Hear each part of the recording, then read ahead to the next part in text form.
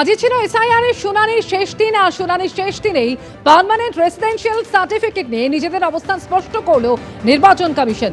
ERO এবং এইআরওরা শুধুমাত্র সেই সব স্থায়ী বাসিন্দাদের শংসাপত্রই গ্রহণ করবেন নির্দেশ কমিশনের। ঠিক কি জানা যাচ্ছে এই সম্পর্কে রুমা পাল আমাদের জানাবেন। রুমা, এ বিষয়ে নিজেদের অবস্থান স্পষ্ট করে ঠিক কি জানিয়েছে নির্বাচন কমিশন?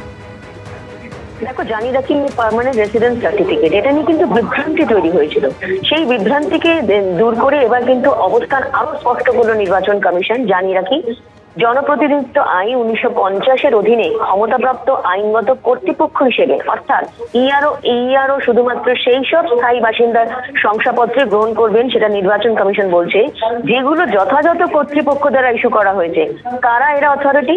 যারা হচ্ছে জেলা ম্যাজিস্ট্রেট, অতিরিক্ত জেলা ম্যাজিস্ট্রেট, মহকুমা শাসক, কালেক্টর, যেমন কলকাতা, এবং তা অবশ্যই পশ্চিমবঙ্গ সরকারের 2/1/1999 তারিখের চিঠি পত্র এবং তার ভিত্তিতে জারি হওয়া পরবর্তী নির্দেশিকা অনুসারে হতে হবে।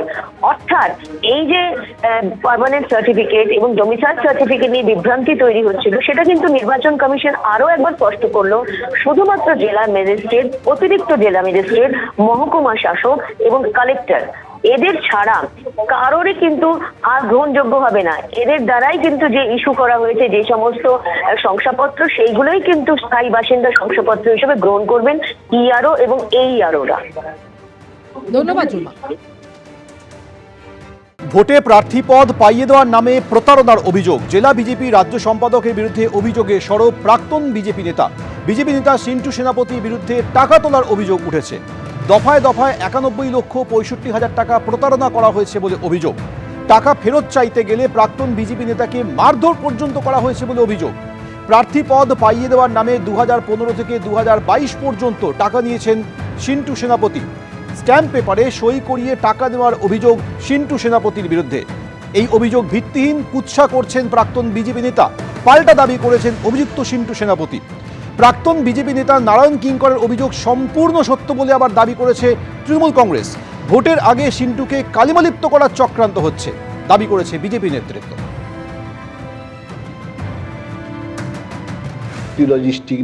লজিস্টিক নাম দিয়ে জানা বলে একজন, তার সঙ্গে টাকা করেছিল কৌশিক জানা, আর বালিডিংরির কৌশিক জানা, আর ছিল পয়াগ্রামের একজন, এইখানে যে পয়াগ্রাম আছে তার একজন হচ্ছে প্রসেনজিৎ সরকার। সে 2 লক্ষ টাকা নিয়েছে এবং আবার একটি পুরুষোত্তম ব্রাঞ্চ থেকে, সে পিএনবি থেকেও টাকা নিয়েছে। এইভাবে টাকা পয়সা লেনদেন করে, পরস্পরের লেনদেন করে আমাকে সর্বশান্ত করে দেয়।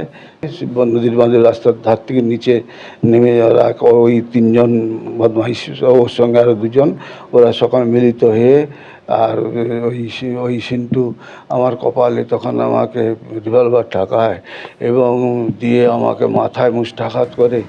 ভোটে প্রার্থী পদ পাইয়ে দেওয়ার নামে প্রতারণা করেছেন সিন্টু সেনাপতি, এমন অভিযোগে সরব হয়েছেন প্রাক্তন বিজেপি নেতা।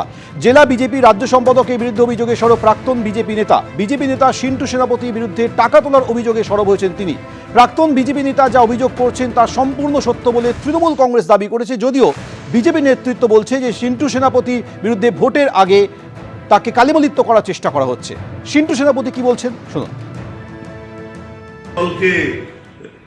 সাহায্য করছো শাসক দলের সঙ্গে, তোমরা খুব ভালো করছো। যদি একটু বিজেপির কর্মীর প্রতি যদি তোমাদের এই সহযোগিতা থাকতো, শাসক দলের সঙ্গে মিশে যেসব মন্দির ভেঙেছিল লাস্ট 10 দিনে, ডমঘাটের হনুমান মন্দির, রাতুলিয়ার শিব মন্দিরের